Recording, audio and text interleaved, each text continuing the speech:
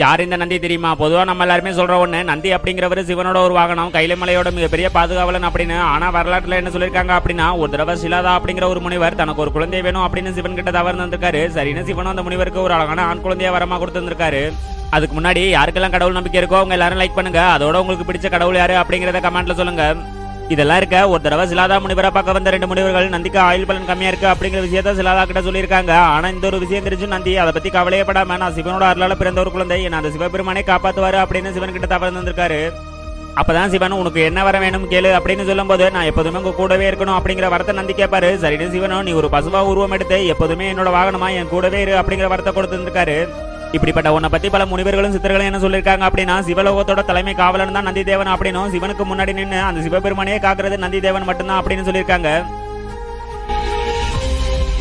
நலம் தரும் நந்திகேஸ்வரா.